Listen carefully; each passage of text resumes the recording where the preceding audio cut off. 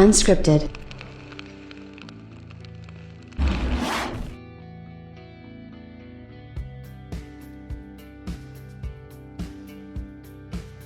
You know, so far this has been a very interesting yet weird new generation. I think that, you know, we're getting a lot of the stuff that we want. We're also getting a lot of the stuff that, you know, probably wouldn't, to be honest with you, we're getting stuff that we wouldn't actually want in terms of next generation, that we wouldn't wish for, you know, to be honest with you. It's like, for instance, and this is about PlayStation, but something came up on the official Xbox Wire today where they says, here's the games that come exclusively to Xbox in 2021. And I read the list, and I mean, maybe I'll make a video about this at some point, but this, quite honestly, despite the fact that this list is very loose with quote-unquote exclusives, you know, especially given the fact that the games on this list, some of them like Psychonauts 2 is not a console exclusive. You know, it's definitely, you know, going to be on the PlayStation as well. Not only that, but there's other things on here. There's only one AAA exclusive on here to begin with, right? And that's Halo Infinite. And that's assuming that that doesn't get delayed again. So literally for year one, it's all this like indie stuff, right? It's like, and it really just is not impressive at all. Honestly, probably one of the worst lists I've ever seen in my life. And for some reason, they list the Yakuza collection as being... Those games have been on PlayStation forever, so I really don't understand how that kind of works out.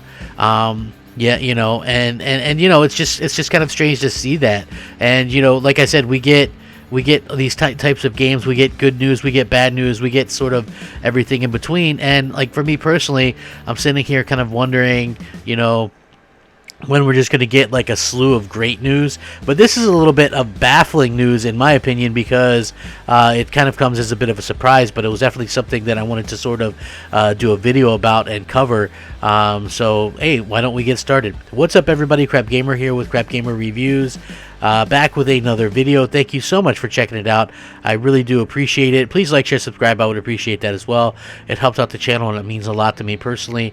If you're looking for a way to support my little crappy channel, a simple like goes a long way.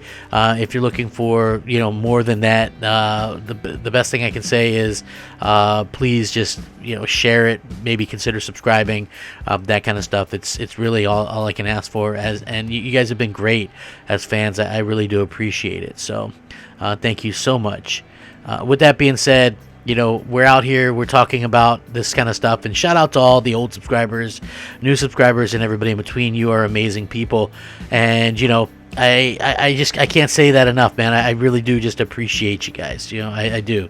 So with that being said, Digital Foundry was doing something, and they were talking about this, and it was sort of a weird situation, right? So God of War on disc without patches allows for a 60 frames per second and checkerboard 4K resolution on the PlayStation 5, which is a little bit strange, right? So Pixel Wizards Digital Foundry have reminded folks that the Sony Santa Monica Studios critically acclaimed God of War offers a buttery smooth 60 frames per second at 4K checkerboard resolution, but this is only for the disc version of the game, and to achieve this performance you must not install any updates. Interestingly, if you install the updates, then you'll reduce the game's performance somewhat. You either get 60 frames per second at 1080p to 1200p, or you get 30 frames per second at 4K resolution. So by not installing the patches, you actually get the best of both worlds.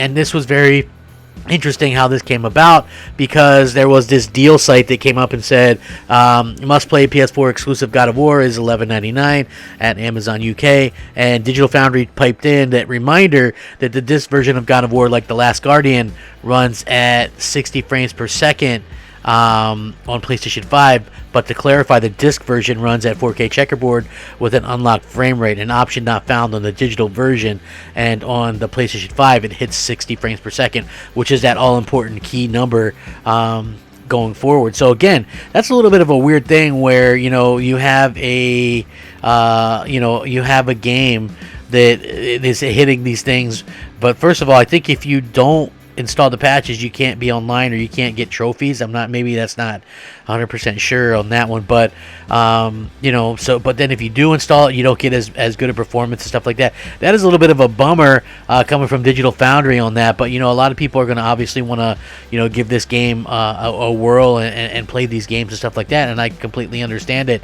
As for me personally, I think that this has been a bit of a sort of a weird situation, but if you haven't experienced God of War, I think experiencing God of War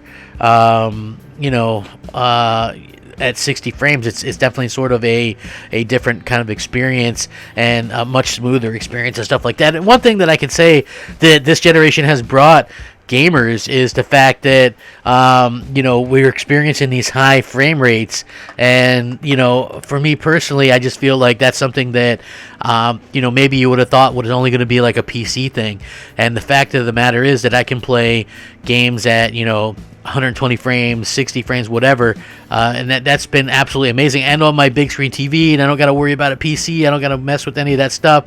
I don't got to worry about mouse and keyboard players or cheaters or hackers or any of that kind of stuff, or aim bots or none of that. You know what I mean? So to me, I'm getting stuff that I never ever dreamed of with my new console purchases, and to be honest with you, it goes well beyond the realm of what I ever thought possible. Think about this, right?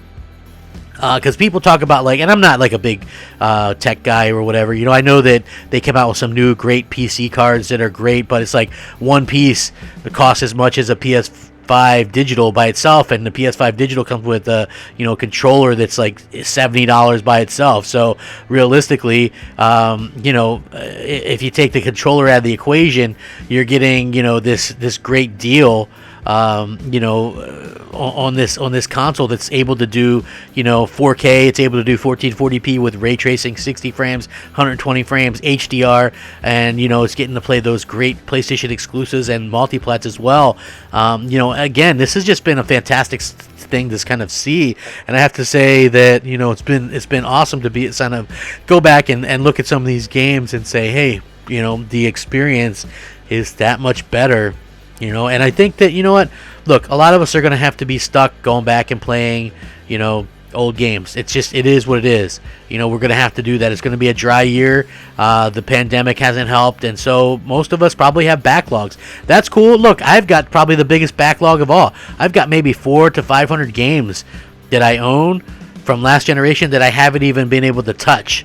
Right? And you go, oh, well, that's crazy. Well, look, I've like something like over 1,000 installed Xbox games, that on my external hard drives and stuff, and those are Xbox 360, Xbox One, Xbox Series X, and even on my PlayStation, I'm consolidating that. And on my PlayStation 5, I've got hundreds and hundreds, I think 500 games installed on I just got a new external to put all the PS4 games and stuff like that. So yeah, it's crazy to think that I've got so many games and a lot that I haven't even been able to play yet. And so yeah, I'm looking forward to being able to doing that and maybe attacking some of the backlog.